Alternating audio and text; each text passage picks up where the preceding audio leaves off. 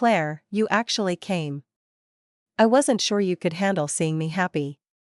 Then Madison Reed lifted her champagne glass, and I saw my missing ring on her finger. Before she could tuck her hand behind her bouquet, stay with me on the last receipt, because some betrayals do not walk into your life quietly.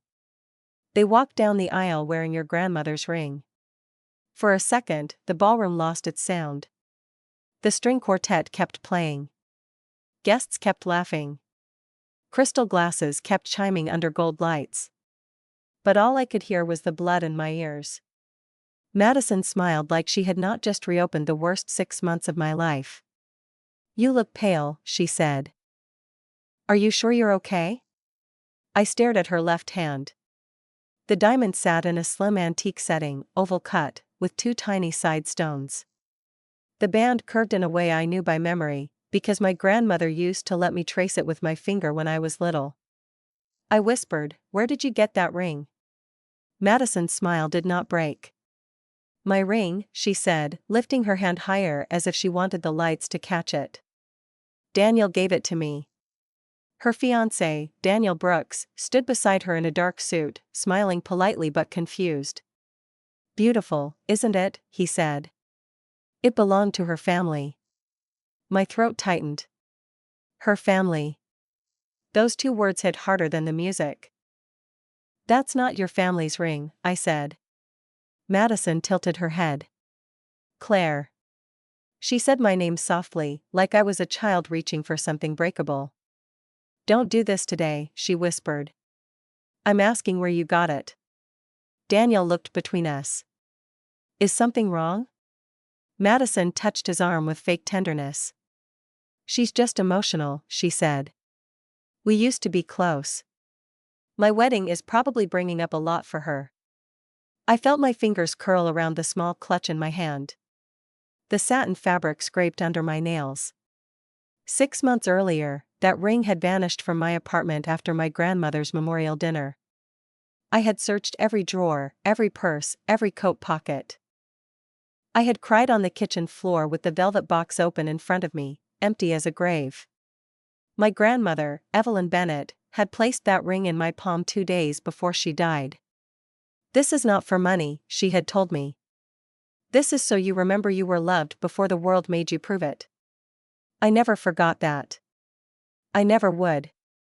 Madison leaned closer, lowering her voice while still smiling for the room. You should be careful, she said. People might think you came here to ruin my day. I came because you invited me. And I thought maybe you had grown up. The insult was quiet, polished, almost invisible under the music. That was Madison's gift. She could cut you and make everyone else think she was handing you a napkin. A bridesmaid in soft blue, Hannah Parker, stepped beside us with a clipboard and a nervous smile. Madison, photos in 5, she said. Then she looked at me. Claire. Wow. I didn't know you were coming. I almost didn't, I said. Madison laughed lightly. She likes dramatic entrances. I looked at Hannah. Do you recognize that ring? Hannah blinked and glanced at Madison's hand. It's her engagement ring, she said carefully. That ring disappeared from my apartment 6 months ago. Hannah's face shifted, but only for a second. Then she looked at Madison, and the old loyalty returned. Claire, I'm sure there's an explanation. Madison exhaled, soft and disappointed. There is, she said. Grief makes people attach meaning to things. Sometimes they see what they want to see. My chest tightened. I wanted to grab her wrist. I wanted to shout that my grandmother's initials were inside that band. I wanted everyone in that country club ballroom to stop eating tiny crab cakes and look at what she had stolen. But the room was full of white roses, bright lights, champagne, relatives, cameras, and the heavy social pressure of a wedding day. If I raised my voice, I would become exactly what she wanted. The bitter ex-friend. The unstable guest. The woman who could not stand seeing someone else happy. So I breathed through my nose and opened my clutch. My hands were cold. Inside were my phone, lipstick, tissues, and the old habit grief had taught me. Document everything. I slid my thumb across the screen and turned on a voice memo. Madison saw the movement. Her eyes sharpened. What are you doing? She asked. Nothing. Claire. You said there was an explanation. I want to remember it correctly. Daniel frowned. Maybe we should all take a minute.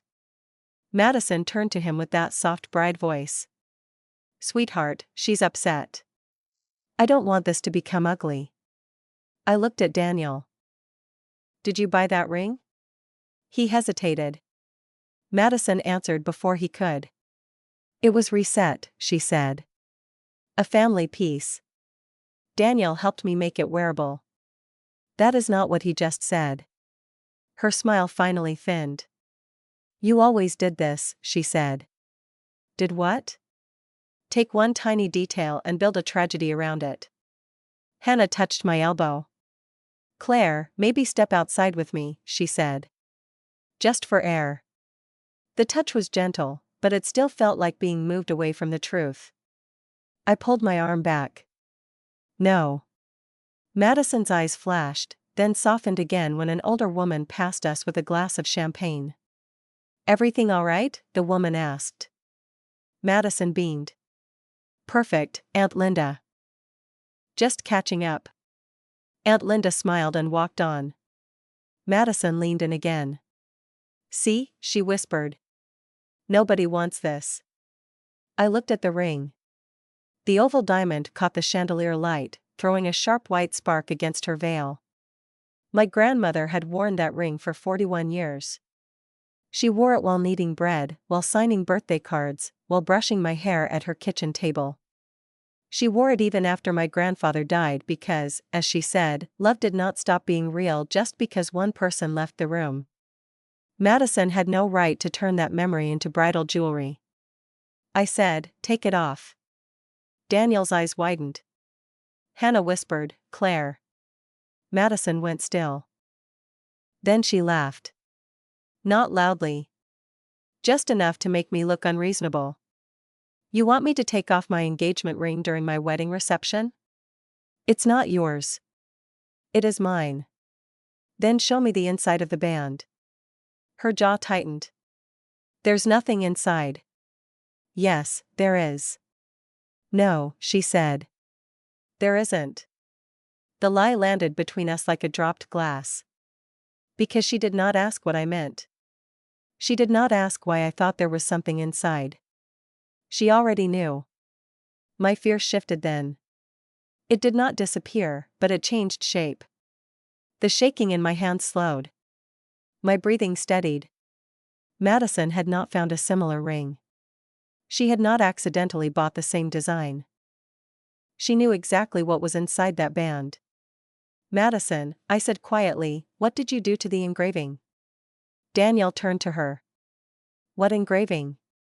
For the first time since I walked in, Madison looked trapped. Only for a heartbeat. Then she recovered. I don't know what she's talking about, she said.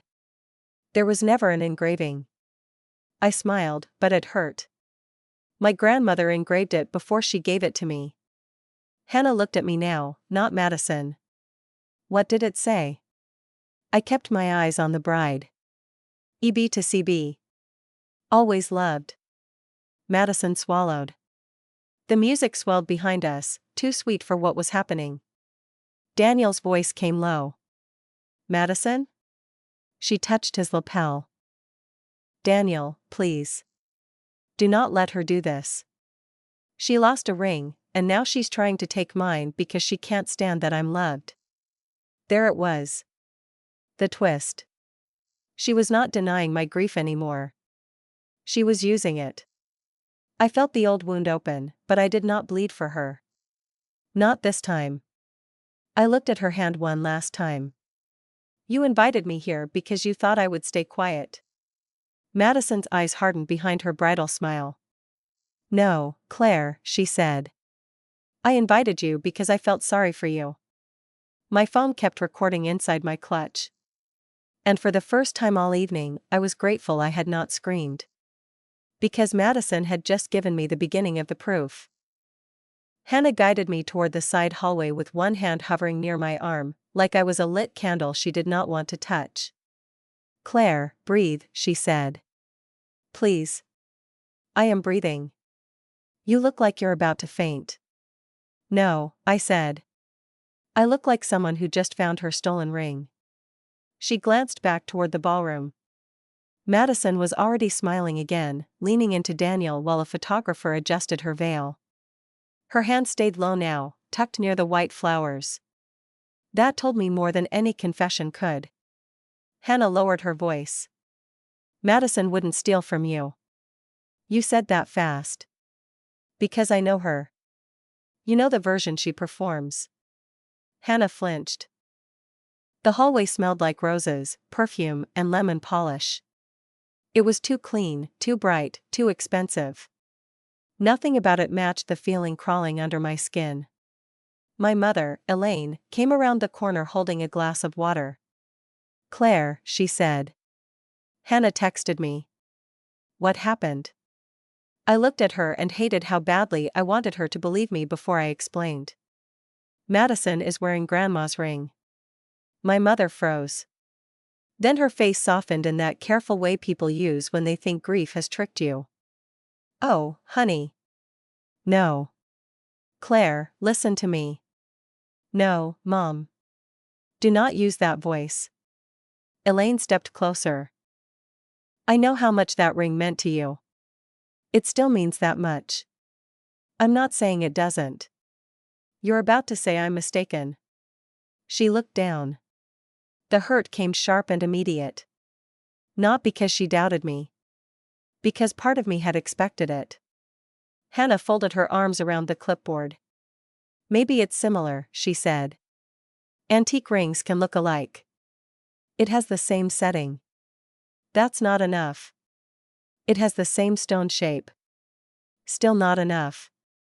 "It has the same tiny bend on the left side of the band where Grandma caught it on the garden gate." Elaine's eyes lifted. "What bend?" I swallowed. "When I was 12, she snagged it on the latch behind her house. Grandpa wanted to have it fixed. She refused because she said the ring had earned its scar." My mother's mouth parted slightly. Hannah's expression changed too, but only into uncertainty. Then Madison appeared at the end of the hallway. Of course she did. She came alone, her veil trailing behind her, her face arranged into tender concern. "Claire," she said. "Can we not do this in front of everyone?" I almost laughed. "You followed me." "I'm trying to help you." "No, you're trying to control the room before I speak again." Madison looked at my mother. "Elaine, I'm so sorry. I should have known inviting her would be hard." My mother stiffened. "Why would inviting her be hard?" Madison let out a slow breath. "Because weddings bring up loss. Her grandmother, her own life not being where she wanted it to be. I thought being included might help her heal." I stared at her. There was the fake care. Soft voice. Wet eyes. Poison wrapped in lace. "You invited me to heal me?" I said. "I invited you because we were friends once. We stopped being friends because you made my grief into gossip." Madison's face tightened. "That's not fair. You told people I was sleeping in Grandma's sweater." Hannah looked at Madison. "You said that?" Madison waved it away. "I was worried about her." "You laughed when you said it," I said. "That is not true." "It is." Elaine looked between us, her fingers pressing against the water glass. "Madison, where did the ring come from?" Madison smiled sadly. "Daniel's grandmother had jewelry. His mother helped us choose a setting. It is sentimental to us too." "That's different from what Daniel said," I said. "He said it belonged to your family." He was simplifying. "No, you were lying." Madison's eyes sharpened. "Claire, you lost your ring. That is awful. But losing something does not give you the right to accuse every bride with a diamond." I opened my clutch. Hannah's eyes dropped to my phone. Madison's did too. I had stopped the voice memo before walking into the hallway. Now I opened the gallery and searched through old photos. My thumb shook once, then steadied. There it was. Christmas at my grandmother's house, 2 years before she died. Her hands around a mug. The ring visible, the side stones catching light from the tree. I zoomed in. Then I took a screenshot. Madison saw it. You're screenshotting old photos at my wedding? I'm preserving proof. You're embarrassing yourself. No, I said. I'm learning. Elaine reached for the phone. Let me see. I handed it to her. She zoomed closer. Her face changed slowly, like a door opening an inch at a time. That does look like it, she whispered. Madison stepped forward. Elaine, please. You know Claire has been fragile. The word fragile hit me harder than bitter would have. Fragile sounded kind. Fragile sounded medical. Fragile sounded like a reason not to listen. I took my phone back and opened my notes app. The saved note was still pinned at the top. Missing ring. Date. Time. Last seen. People at apartment. Madison's name halfway down. My stomach twisted when I saw it. I remembered that night too clearly. The cardboard boxes stacked by the couch. The black dress I still had not put away. The velvet ring box on my dresser. Madison standing in my bedroom doorway, holding a framed photo of my grandmother. She was sweet, Madison had said then. You were lucky. I had thought she meant it. I read from the note. Last seen Saturday, March 2nd, on bedroom dresser. Memorial dinner guests included Elaine Bennett, Nora Bennett, Hannah Parker, Madison Reed, and Daniel Brooks. Hannah blinked. I was there for dinner, but I didn't go into your bedroom. I know. Madison laughed once, breathy and offended. You made a suspect list?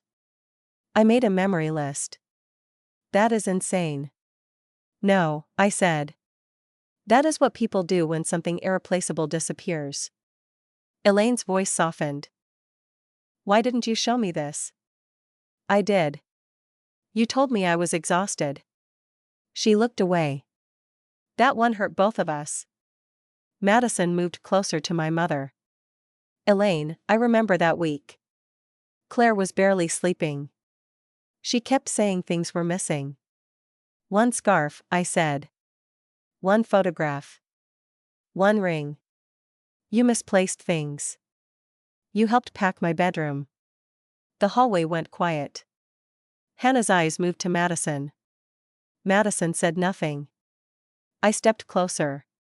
You were in my bedroom the week it vanished. Madison folded her hands in front of her dress. Because you asked me to help. I asked you to carry donation boxes from the hall. You were crying. You don't remember everything clearly. That was the twist. She was not denying being there anymore. She was turning my grief into fog. My throat tightened again, but I kept my voice low. I remember you standing at my dresser. Madison's eyes flicked toward Hannah, then back to me. I was looking for tissues. In my jewelry tray? I don't know. Maybe. Maybe? Her lips pressed together. Hannah spoke carefully. Madison, you did go into Claire's room that day. I remember because you came back holding that blue sweater. Madison turned to her. Hannah. I thought it was because Claire asked you to pack it. I did not, I said. Hannah's face strained. She looked down at the clipboard, then back up. I didn't know. Madison's voice cooled. Don't start rewriting things because Claire is making you uncomfortable. Hannah swallowed. I'm not rewriting anything. Elaine looked at me, and for the first time, doubt did not sit on my side of the hallway. It moved toward Madison. I took one more screenshot of the old photo, then forwarded it to myself. Madison noticed. Who are you sending that to? My backup email. This is ridiculous. So is wearing a dead woman's ring and calling it yours. Her face went still. Then she smiled again, but this time it did not reach her eyes. Claire, she whispered, you should think very carefully about what happens if you keep pushing. There it was. Not concern. Not sadness. A threat. My fear came back, but it no longer owned the room. I looked at my mother. I need the photo from Grandma's hospital room. The one where she held my hand. Elaine's eyes filled. The ring was in that picture. Yes. Madison stepped back. Only one step. But I saw it. For the first time, she was not guiding the story. She was measuring how much of it I could prove. I stepped into the restroom hallway because it was the only place where the music could not swallow my thoughts. The bass still came through the walls, dull and steady, like a second heartbeat. My own heartbeat was worse. Elaine stood beside the gold-framed mirror, scrolling through her phone with trembling fingers. I know I have that hospital picture, she said. I saved it. I know I did. Hannah hovered near the door, watching the hallway like Madison might appear again. She's going to come back, Hannah whispered. Let her. Claire, she's the bride. She's also wearing my ring. Elaine stopped scrolling. Her face folded. I should have looked harder when you said it was missing. I wanted to forgive her right there. I also wanted to ask why my pain always needed evidence before it became real. Instead, I said, find the photo. My phone buzzed in my hand. Nora. I had texted my cousin 3 words. Grandma's ring. Emergency. I answered before the first ring ended. Nora. What happened? Madison is wearing Grandma's ring at her wedding. There was silence. Then Nora said, say that again. She invited me here, and she is wearing Grandma's ring. The oval one? Yes. With the side stones? Yes. With the engraving? Yes. Her voice turned sharp. Where are you? At the country club. Her reception. Do not confront her with feelings. Send me proof. I have an old Christmas photo. Not enough. Send everything. Appraisal, insurance email, police note, hospital photo, anything with the ring visible. My mouth went dry. I didn't file a full police report. You filed an incident note, right? Yes. Good. Send that too. Hannah looked at me like she had not expected the word incident. Elaine whispered, you never told me that. I did, I said. You told me I was too tired to think clearly. Her lips pressed together. Nora's voice came through the phone again. Claire, listen to me. Do not let Madison make this emotional. She will win that way. I know. No, you don't. You're hurt. She knows how to use that. You need dates, images, screenshots, and witnesses. My eyes burned, but I blinked it back. Not feelings. Proof. Exactly. I opened my email and searched my grandmother's name. Evelyn Bennett. The screen filled with old messages. Funeral flowers. Estate paperwork. Insurance documents. A jeweler's appraisal from 4 years earlier. My thumb paused over it. I remembered sitting at Grandma's kitchen table while Mr. Carter held the ring under a small lamp. Grandma had laughed because I was scared to breathe near it. It's not made of sugar, Claire, she had said. It survived my marriage. It can survive a table. That memory almost broke me. One private little moment. One laugh no one else could give back. One loss that had already been stolen once by death, then stolen again by Madison. Nora said, Claire? I found the appraisal. Forward it to me and to yourself. I'm doing it. My fingers moved faster now. Forward. Nora Bennett. My backup email. Then the old incident note. Then the screenshot from Christmas. Then the saved note from March 2nd. Elaine finally gasped. I found it. She turned her phone toward me. The hospital picture filled the screen. Grandma's hand was wrapped around mine. Her skin looked thin and pale under the blanket. The ring sat on her finger, clear as daylight. I could almost smell the hospital soap again. Sharp. Clean. Cold. I took the phone carefully. Send it to me. Elaine's eyes watered. She told me she was giving it to you, she said. I told her you were too young to carry something like that. What did she say? Elaine swallowed. She said you had been carrying lonely things your whole life. She wanted you to carry one thing that loved you back. The hallway blurred. I looked down before anyone could see my face. Nora's voice softened for the first time. That picture matters. Send it. I did. Then I looked at Hannah. You said Madison came out of my bedroom with Grandma's blue sweater. Hannah nodded slowly. I remember it now. Did she have anything else? Hannah frowned. I don't know. Think. I'm trying. The restroom door opened, and 2 guests came out laughing. One of them looked at my face, then at Elaine's phone, then quickly looked away. That was why Madison had chosen this day. Noise. Lights. Flowers.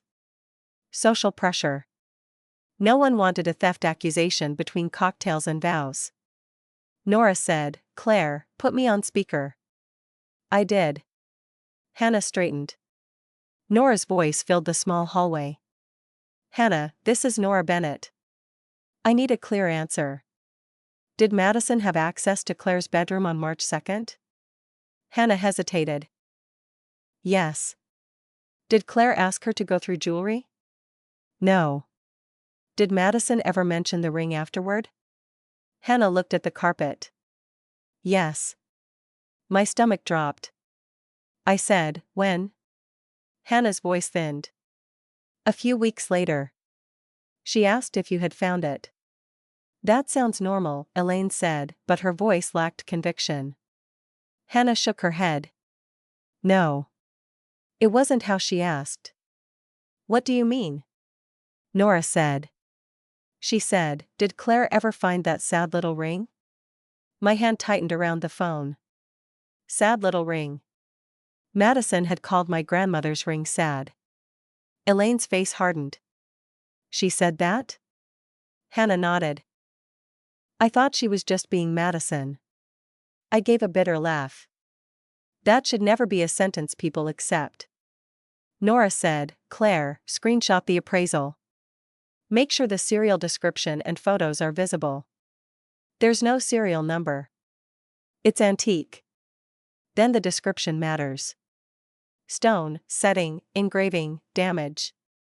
I opened the appraisal PDF. Oval diamond. 2 side stones. Platinum band. Interior engraving, EB to CB. Always loved. Minor bend on lower left band. There it was. Not grief. Not memory. Proof. I screenshotted the page and sent it to Nora. Then I sent it to myself again. Hannah stared at the screen. That is the same ring. I looked at her.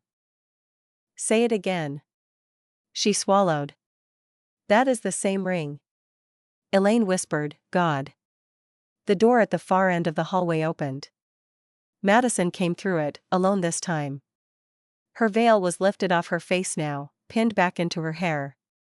Without it, her smile looked thinner. Daniel is asking where I am, she said. So whatever little support group this is, it ends now. I lowered my phone. It ends when you take off my ring. Madison looked at Hannah. I'm disappointed in you. Hannah took a small step back. I didn't say anything untrue. You don't know what's true. I know what I saw. Madison turned to me. Claire, this is my wedding. Don't turn your loneliness into a performance. Then take the ring off and prove it isn't mine. She laughed once. No. Why not? Because I don't obey jealous women in hallways. Nora's voice came from my phone. Madison, this is Nora. You should know Claire has the appraisal. Madison's eyes flicked down. Only for a second. But I saw it. She was not surprised that an appraisal existed. She was only surprised I had found it. What appraisal? She said. The one describing the engraving you claimed was never there. Madison's cheeks flushed under her makeup. There is no engraving. Then show the band. No. Then stop pretending you're innocent. Her voice dropped. You always needed something to be stolen from you, didn't you? The words landed cold. Elaine stepped forward. That is enough. Madison blinked at her. Elaine, I am trying to protect my wedding from a scene. No, my mother said. You're trying to make my daughter look unstable. Hannah looked at Elaine, then at me. Something shifted in that hallway. Not fully. Not permanently. But enough. The people who had doubted me were no longer standing in front of Madison. They were standing beside the question. Daniel appeared behind her. Madison, he said. What's going on? Madison spun toward him, instantly soft again. Nothing, sweetheart. Claire is upset. I looked at him. Daniel, did you buy that ring from a jeweler? He looked uncomfortable. I helped pay for resizing. Madison said it was her family piece. Madison snapped, Daniel. He frowned. What? I took one step closer. Which jeweler resized it? Madison's face changed. There it was again. A crack. Daniel looked at her. Carter and Lowe. Why? The name hit me so hard I almost lost my grip on the phone. Mr. Carter. The same jeweler who appraised my grandmother's ring. Nora heard it too. Claire, she said quietly, send me that name. I stared at Madison. She stared back. The bass from the ballroom thudded through the wall, slow and heavy. For the first time all night, the panic inside me went quiet. Drop receipts if you believe silence only protects the person holding stolen things. Because I had the first receipt now. And Madison had just given me the second. Daniel's face had changed. Not completely. Not enough to call it belief. But enough that Madison noticed, and the moment she noticed, she moved. She lifted her bouquet against her chest, white roses, and baby's breath hiding her left hand beneath a spill of lace ribbon. It was graceful. It was practiced. It was the movement of a woman who had already imagined being caught. Daniel, she said softly, we need to get back. Everyone is waiting. He did not move. Why did you use Carter and Lowe? Madison blinked at him. What? You told me the ring came from your aunt. It did. Then why did you take it to a jeweler Claire's family used? Her mouth parted, then closed. I watched her fingers tighten around the bouquet stems. The green leaves crushed slightly under her grip. Because Carter and Lowe is reputable, she said. You're making this sound strange when it isn't. Nora's voice came from my phone again. Claire, ask Daniel if he has a receipt. Madison snapped her eyes toward the phone. Is this a conference call now? I looked at Daniel. Do you have the resizing receipt? He rubbed the back of his neck. I might. Madison handled most of it. Of course she did, Hannah whispered. Madison turned on her. Excuse me? Hannah's shoulders pulled in, but she did not step back this time. I said, of course you did. Elaine looked at Hannah. What else do you know? Hannah shook her head. I don't know if I know anything. Not anything solid. Then don't imply things, Madison said. Hannah stared at the bouquet. You're hiding your hand. Madison laughed. I'm holding flowers. No, Hannah said. You're hiding the ring. The hallway went quiet again. The kind of quiet that feels heavier than shouting. Madison's bride mask slipped for 1 second. Then she smiled at Daniel. This is exactly why I didn't want Claire here, she said. She pulls people into her pain until they start seeing shadows.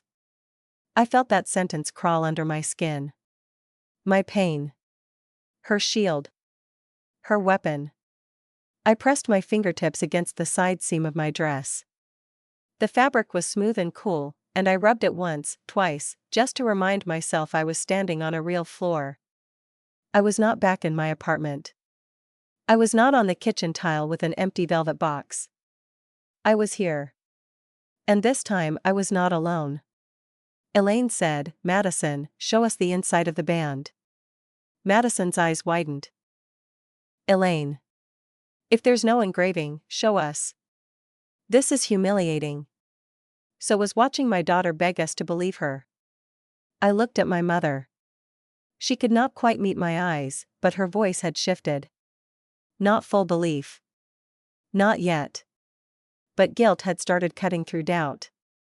Madison lowered her bouquet a fraction, then lifted it again when Daniel glanced at her hand. You people are unbelievable, she said. You people? I asked. You know what I mean. No, say it clearly. She gave me a cold look. You, Claire. You and anyone willing to let your grief ruin someone else's life. Daniel frowned. Madison, nobody is ruining your life. They're asking a question. On our wedding day. You invited her. Madison's mouth tightened. I saw it then. She had not expected Daniel to say that. She had expected him to protect the bride. The bride always got protection.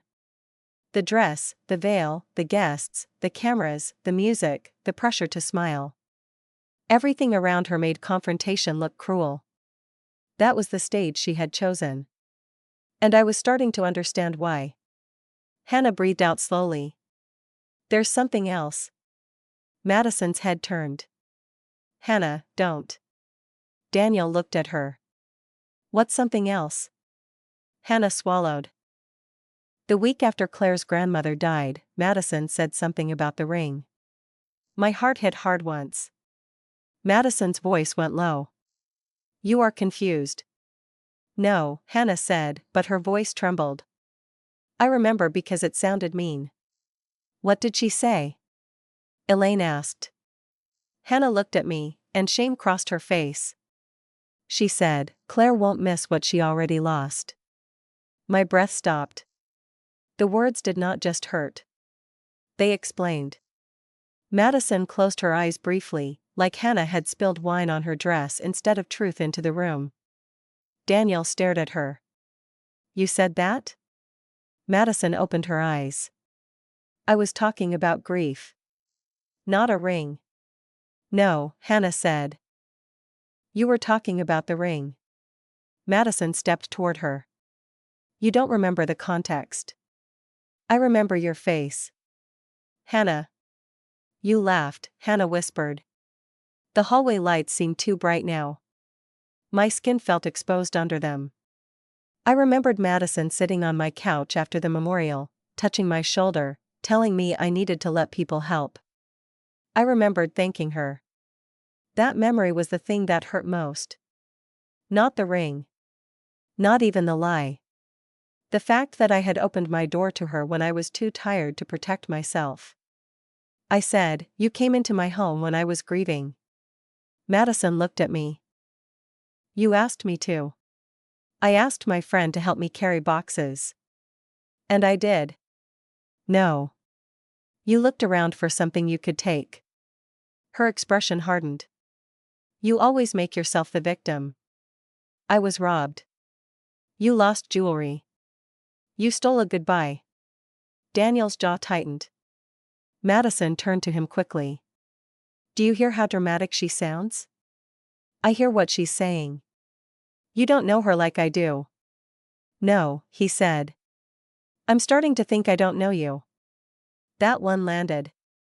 Madison's face went pale under the blush on her cheeks. Then she changed tactics again. Her eyes filled. "I didn't want to say this," she whispered. I felt my stomach sink before she continued. "Claire gave it to me." Elaine's head snapped up. "What?" Madison nodded slowly, tears shining now. "She gave me the ring after her grandmother died. She said it hurt too much to keep. She said she wanted it to become something happy." "No," I said. Madison looked straight at Daniel. She was crying. She barely remembers that week. I didn't bring it up because I knew she would regret it. "You liar," I whispered. Her tears spilled perfectly. "I protected you." "No." "I kept your secret." "No." "I let you pretend you lost it because you couldn't live with giving it away."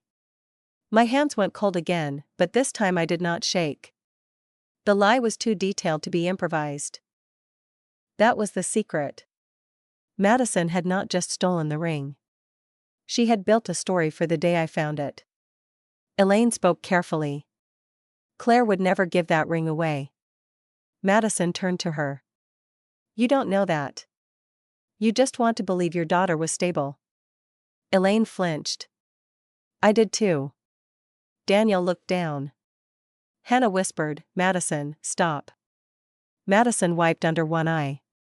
"I am trying to stop this before Claire destroys herself in front of everyone." I looked at her bouquet. "Then lower your flowers." She did not. I turned away from her and walked toward the reception desk at the end of the hall. Madison called after me. "Where are you going?" "To ask for security footage." Her voice sharpened. "There is no security footage." I stopped and turned around. "How would you know?" She froze.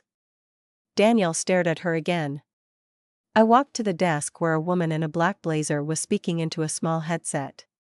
"Excuse me," I said. "I need to speak to the venue manager."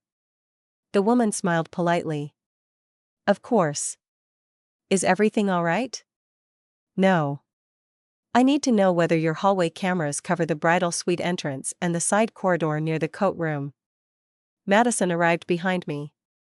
"This is a private event," she said. "She is a guest creating a disturbance." The coordinator looked between us. "Mrs. Reed, is there a problem?" "Not Mrs. Reed yet," Daniel said quietly. Madison looked wounded, but he did not apologize. I said, "A piece of stolen jewelry may be on the premises. I'm not asking you to give me footage. I'm asking whether it exists." The coordinator's professional smile faded. "We do have cameras in public corridors. Footage requests require manager approval or law enforcement." "Can the manager confirm whether the camera covers this hallway?" "I can ask." Madison stepped closer. "You cannot seriously be entertaining this." The coordinator's face became careful. "Ma'am, if there is a property dispute, we need to follow procedure." "Property dispute?" Madison said. "It's my engagement ring." I looked at her. "Then procedure should comfort you." Her eyes flashed. The coordinator reached for the phone on the desk. Madison's hand shot out and touched the edge of it. Not grabbing. Not dramatic. Just stopping the motion for half a second. "Please," Madison said softly. "My ceremony begins in 10 minutes. The coordinator hesitated. That was the complication. The wedding still had gravity. The dress still had power. The clock still protected her. Then Daniel stepped forward. "Call the manager." Madison turned to him. "Daniel." He looked at her hand, still buried under white roses. "If it's yours, this ends quickly." The coordinator lifted the phone. Madison's face changed again. No tears now. No softness. Just calculation. And I knew the next lie would not be small. The coordinator's phone rang twice before someone answered. Madison watched her like the call itself was a knife. Yes, Mr. Walters, the coordinator said. I need you at the West reception desk. There may be a property dispute involving jewelry. Madison laughed, sharp and breathless. Property dispute, she repeated. That is what we're calling grief now? Daniel looked at her. Stop saying that. She turned to him slowly. What? Stop using her grief every time she asks a question. For a second, nobody moved. Even the coordinator looked down at her desk, pretending not to hear what all of us heard. Madison's lips parted. Daniel, I am your bride. I know. Then act like it. I am trying to find out if the ring on your hand is yours. Her face hardened beneath the veil pins. It is mine. Then show me the band. Madison looked at me. Not at Daniel. At me. That was when I understood. She was not afraid of losing Daniel first. She was afraid of losing the story she had built around me. I said, you wanted me here. Don't flatter yourself. You invited me after 6 months of silence. It was kindness. No. It was strategy. Hannah's voice was quiet. Claire. I looked at her. She wanted me in the room so everyone would think I had accepted it, I said. If I smiled in the photos, if I hugged her, if I stayed quiet, that ring became hers in front of every witness here. Madison shook her head. That is sick. Then why did you invite me? Because I felt sorry for you. No, I said. You felt safe around me. Her eyes narrowed. I kept going. You thought grief had made me small enough to swallow anything. Elaine inhaled sharply. Daniel's face tightened. Madison leaned closer, her perfume too sweet, roses and vanilla and something bitter underneath. You always were good at making yourself sound wounded, she whispered. And you were always good at choosing people who would bleed quietly. Her smile vanished. There she was. Not the bride. Not the friend. The woman beneath the lace. Mr. Walters arrived from the ballroom side, a tall man in a gray suit with a polite smile that disappeared as soon as he saw our faces. What seems to be the issue? The coordinator spoke carefully. This guest is asking whether corridor footage covers the bridal suite entrance and west hallway. Madison stepped forward. This is unnecessary. I want her removed. Daniel looked at her. No. Madison turned. Excuse me? She's not being removed. This is my wedding. It was supposed to be ours. That sentence did something to the air. Madison blinked, and for once, she had no instant answer. Mr. Walters cleared his throat. We cannot release footage without proper authorization, but I can confirm camera coverage if there is a legal concern. There is, I said. Madison snapped, there is not. I held up my phone. I have the appraisal describing the ring. I have photos of my grandmother wearing it. I have a saved note from the day it went missing. I have confirmation that Madison had access to my bedroom. Madison laughed again, but this time it cracked at the edge. You have a scrapbook and a grudge. Hannah stepped beside me. She also has me. Madison stared at her. Hannah's throat moved as she swallowed. I saw you come out of Claire's bedroom with the blue sweater. I heard what you said about the ring afterward. And I remember you asking me if antique engravings could be polished out. My blood went cold. Elaine whispered, what? Madison's face changed. Hannah. Hannah's eyes filled, but her voice held. I thought you were asking because you wanted to clean something old. I didn't know it was Claire's. Madison's voice went soft in a dangerous way. You were choosing her over me on my wedding day? I'm choosing what I remember. Daniel looked sick. You asked about removing engravings? Madison lifted her chin. I asked a general question. When? I don't know. Hannah answered before she could shift again. 2 months ago. At brunch. You had a jeweler's card in your wallet. My fingers tightened around my phone. A small sound came from it. An email notification. Nora. I opened it with my thumb.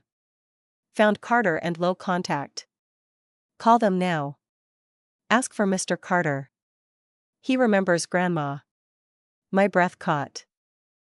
The hallway smelled suddenly like coffee and metal, because memory has a cruel way of dragging old rooms into new ones.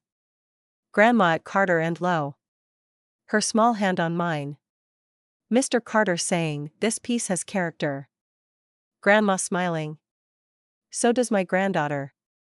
I pressed the number. Madison saw the screen and lunged one step forward. "Do not call anyone." Daniel grabbed her wrist gently, not hard, just enough to stop her. "Why?" She pulled away. "Because this is humiliating." "No," he said. "Being lied to is humiliating." The phone rang. Once. Twice. A man answered. "Carter and Low, this is Thomas Carter." My voice almost failed. "Mr. Carter, my name is Claire Bennett." My grandmother was Evelyn Bennett. There was a pause. Then his tone warmed. "Evelyn's granddaughter."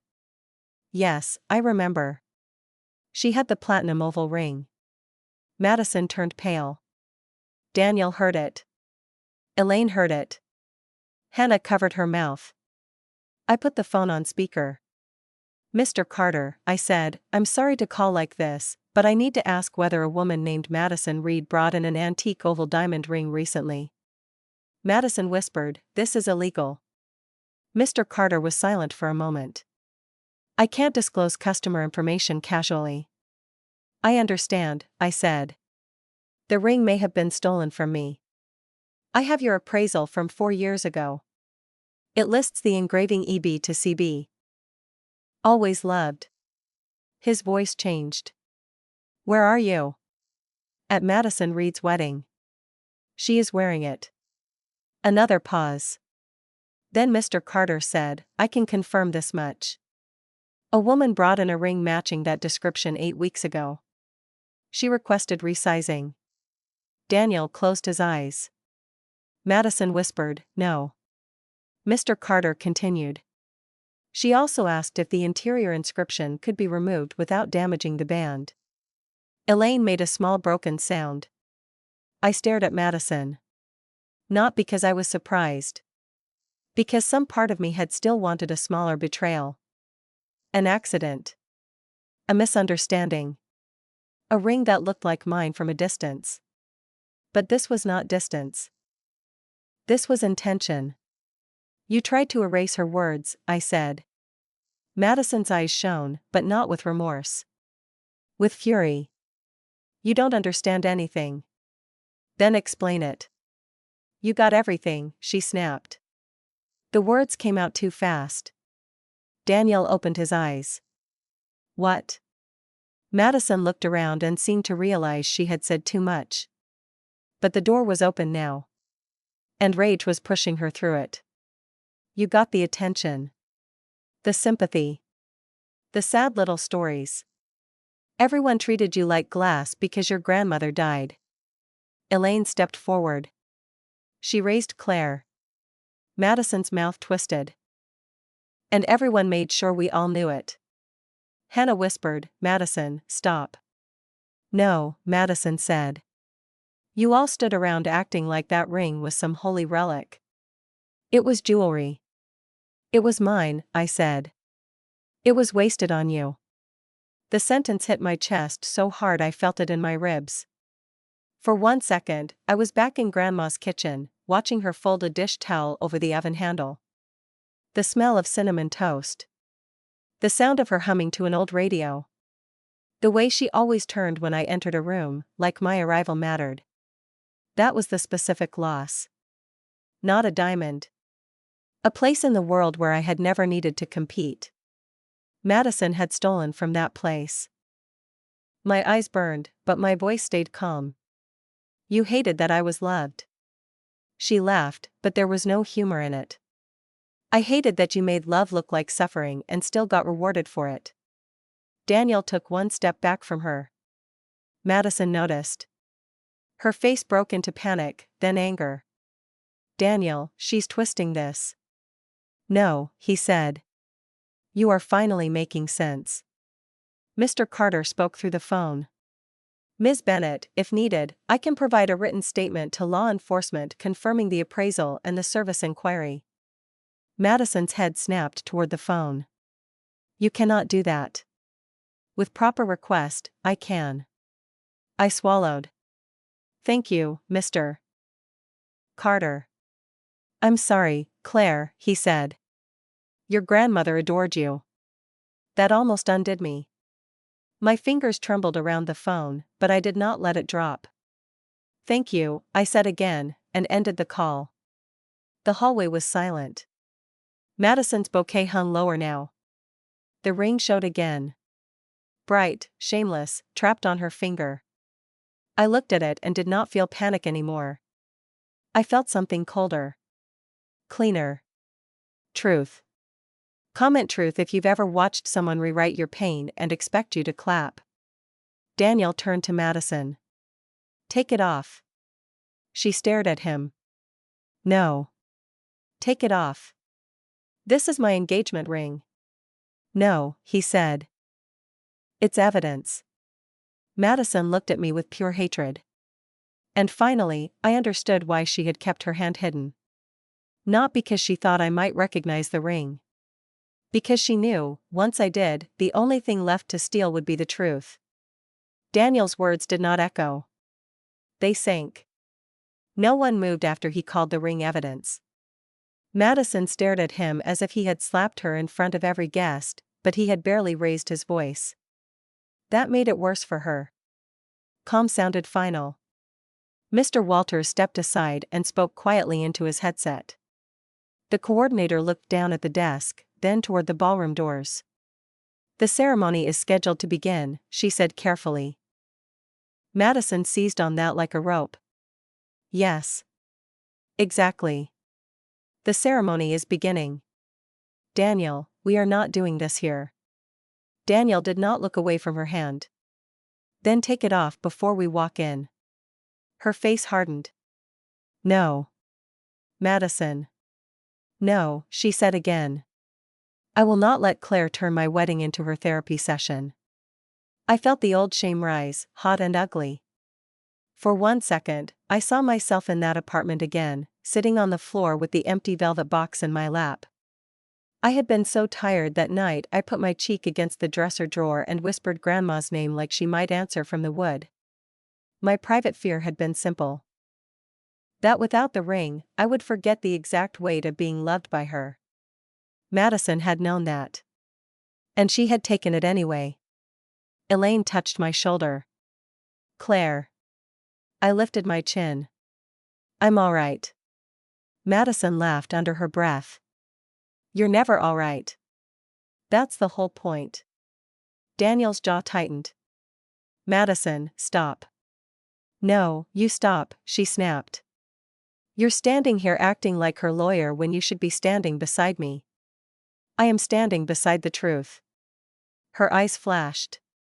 You don't have the truth. You have her performance. I opened my phone again and pulled up the appraisal screenshot, the hospital photo, the Christmas photo, the saved note, and the email Nora had just forwarded from Mr. Carter. Then I started recording another voice memo. Madison saw the red line moving on the screen. Are you serious? Yes. You are sick. No, I said. I'm done being undocumented. The ballroom doors opened. The music changed. A soft processional began, pretty and slow, drifting into the hallway like nothing terrible had happened. The officiant, a silver-haired man in a navy suit, stepped out with a small binder in his hand. Is everything all right? He asked. Madison turned instantly graceful. Just a family matter, she said. We're ready. Daniel said, we're not. The officiant looked between them. I see. Madison's smile trembled. Daniel is overwhelmed. I am not overwhelmed. Everyone is waiting. I know. Then come with me. He looked at her hand. Not while you're wearing that ring. Her eyes went glossy again. You would humiliate me over a dead woman's jewelry? Elaine's voice cut through the hallway. That dead woman was my mother. Madison looked at her, startled. Elaine stepped forward, and this time there was no softness left in her face. She cooked meals for you when your parents were divorcing. She let you sleep over when you said your house felt too loud. She sent you birthday cards until you were 22. Madison swallowed. Elaine's voice shook, but it did not break. And you stood here wearing her ring while calling it yours. Hannah wiped her cheek quickly. I should have said something sooner. Madison turned on her. You should have minded your business. I thought I was, Hannah said. That was the problem. The officiant lowered his binder. Perhaps we should pause the ceremony until this is resolved. Madison's head snapped toward him. No. That was his only reaction. A pause. A boundary. And somehow, it made everything more real. Madison's breathing quickened. I am not pausing my wedding because Claire wants attention. I stepped forward. I'm not asking for attention. I'm asking for my property. You gave it to me.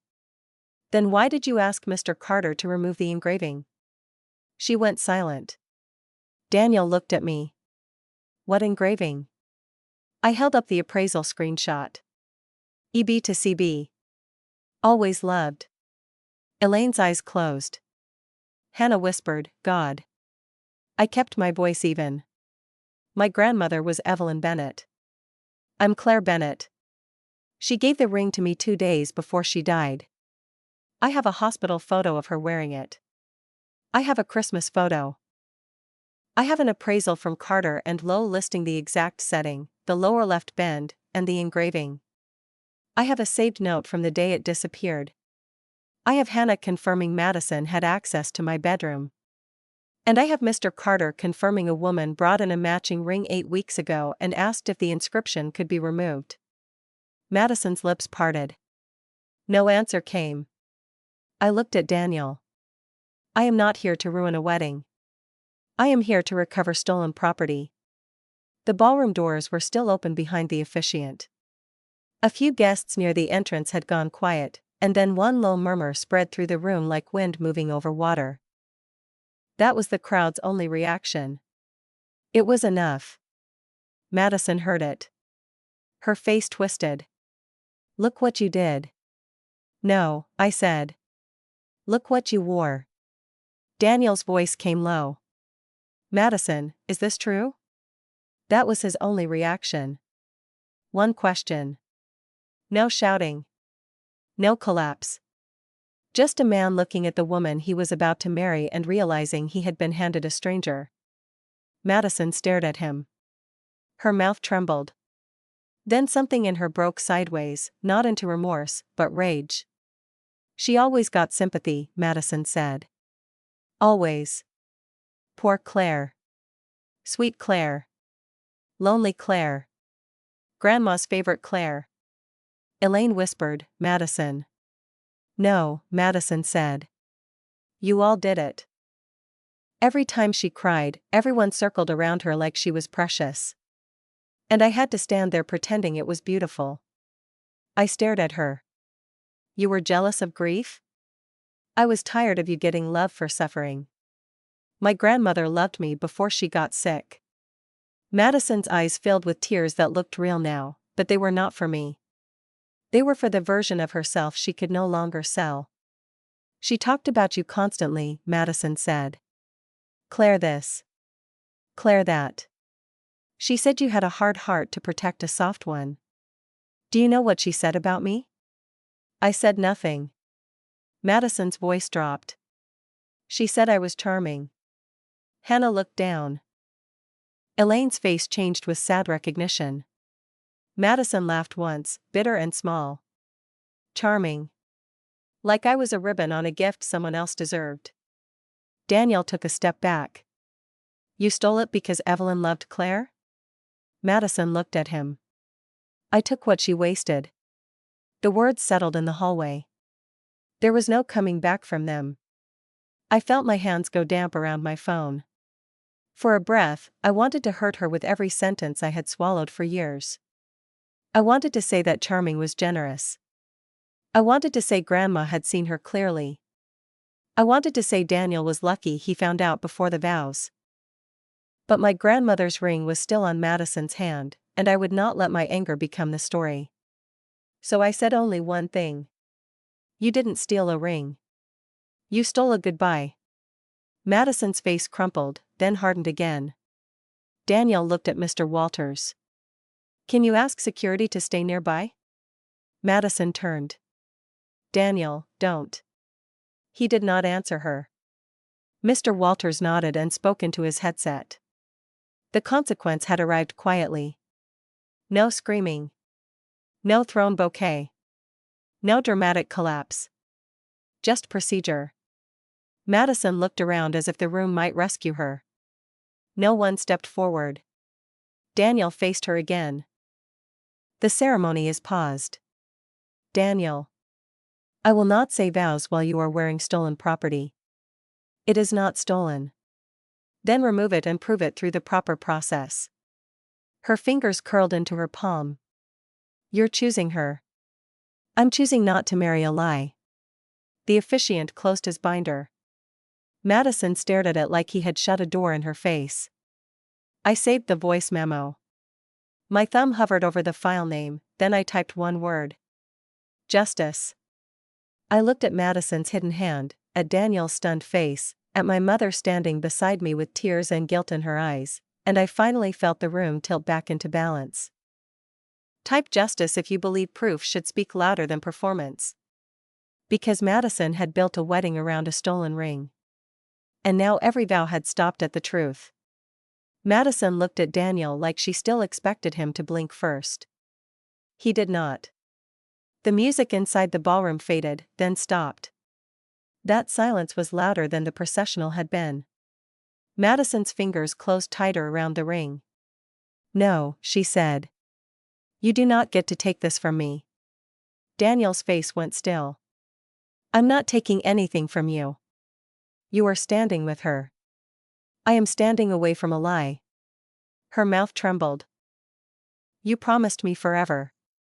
I promised the woman I thought you were. Madison's eyes moved to the officiant, then to Mr. Walters, then to Hannah, then to my mother. Nobody rescued her. That was the part she could not understand. For years, Madison had survived by turning rooms into stages. She knew when to cry, when to soften, when to make someone else look cruel for asking a simple question. But proof had no sympathy for performance. Mr. Walters spoke quietly. Ms. Reed, until ownership is clarified, it would be best to remove the ring and place it somewhere secure. Madison laughed once. Best for who? Daniel answered before anyone else could. For the truth. She stared at him for a long second. Then she turned to me. You wanted this. I wanted my ring. You wanted to watch me lose everything. No, I said. You just didn't think I deserved to keep one thing. Her face twisted. It was sitting in a box. It was waiting for me to be strong enough to wear it. That landed. I felt it in my own chest. Because it was true. I had not worn the ring after Grandma died. I had kept it in its velvet box because touching it made me miss her so sharply I could barely breathe. Madison had mistaken pain for abandonment. She had seen something sacred resting quietly and decided quiet meant unwanted. Elaine stepped beside me.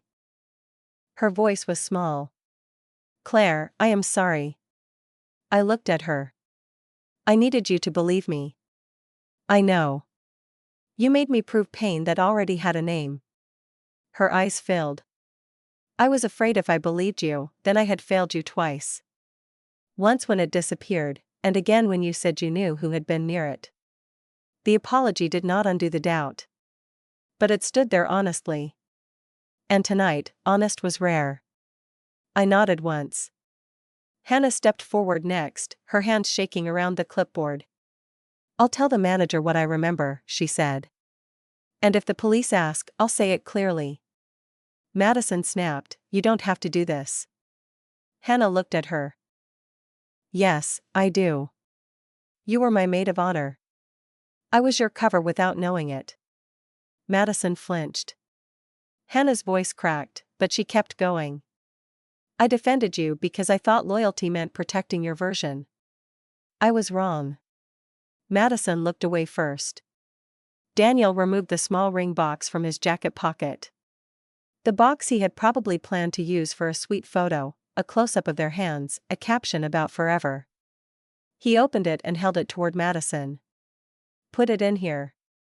Her lips parted. You're serious? Yes. You would make me take off my engagement ring in front of people? Daniel's voice went quiet. It stopped being an engagement ring when I found out it belonged to someone else. Madison looked at the open box. Then at the ballroom doors. Then at me. For one last second, I thought she would refuse again. Instead, she grabbed the ring and twisted. It did not come off easily. That small detail felt cruelly perfect. She had resized my grandmother's ring to fit her hand, but even now, it resisted leaving her finger. Her skin reddened. She pulled harder. Daniel said, slow down. Do not tell me what to do. The ring slipped free. Madison held it in her palm, breathing hard. The diamond looked smaller away from her performance. Not weak. Just itself again. She dropped it into the box. Daniel closed the lid. The tiny click sounded like a door locking. I did not reach for it immediately. I wanted to. My whole body wanted to. But I had learned something that night. Not every rightful thing should be snatched back in anger. Some things deserve to be received with steady hands. Daniel held the box out to me. I'm sorry, he said. You didn't steal it. No, he said. But I helped put it on her hand. That was the first thing he had said all night that sounded like accountability instead of shock. I took the box. The velvet was warm from his palm. For a second, I could not open it. My hands remembered the old empty box on my dresser. The panic. The searching. The shame of being doubted. Elaine touched my wrist. Open it, honey. So I did. The ring rested inside, quiet and bright. I lifted it and turned it toward the hallway light. The band still had the bend. My breath caught. Then I looked inside. The engraving was faint, scratched at the edges, wounded but not gone. EB to CB. Always loved. The words blurred. I pressed the ring into my palm and closed my fingers around it. The metal was not cold anymore. It felt like coming home. Madison whispered, you won. I looked at her. No. She laughed bitterly. Don't pretend you're above this. I'm not above anything, I said. I'm just not you. Her face hardened again, but there was nowhere left for that hardness to go. Mr. Walters said, security will remain nearby until everyone decides how to proceed. Daniel looked toward the ballroom. Then he looked at the officiant. There won't be vows today. Madison inhaled like he had cut the air from her. Daniel. He shook his head. I can forgive confusion. I can forgive fear. I cannot build a marriage on theft and humiliation. The officiant closed his binder fully. I understand. That was it. No grand speech. No dramatic exit. Just the end of vows before they began. Madison stood there in her white dress, barehanded, surrounded by the flowers she had used to hide the truth. I thought revenge would feel loud. It did not. It felt like my grandmother's ring pressing a small circle into my palm. It felt like my mother standing beside me instead of in front of me. It felt like a room finally understanding that quiet people are not empty. They are often carrying the evidence. Hannah walked to the ballroom doors and spoke softly to the guests nearest the entrance. Elaine stayed with me. Daniel stood alone. Madison said nothing. And I did not need her to. I had her voice memos. I had the appraisal. I had Mr. Carter. I had Hannah's truth. Most of all, I had the one thing she thought grief had made me too weak to protect. I slipped the ring into the original velvet pouch from my clutch, the one I had carried for 6 months out of habit and hope. Elaine saw it and covered her mouth. You brought the pouch? I never stopped carrying it. My mother cried then, quietly. I did not. Not because I was not hurt. Because the hurt had finally stopped begging. The ring came home. And if you have ever been doubted, stolen from, or called dramatic for naming the truth, tell your story in the comments. Stay with the last receipt, because sometimes the smallest ring exposes the biggest lie.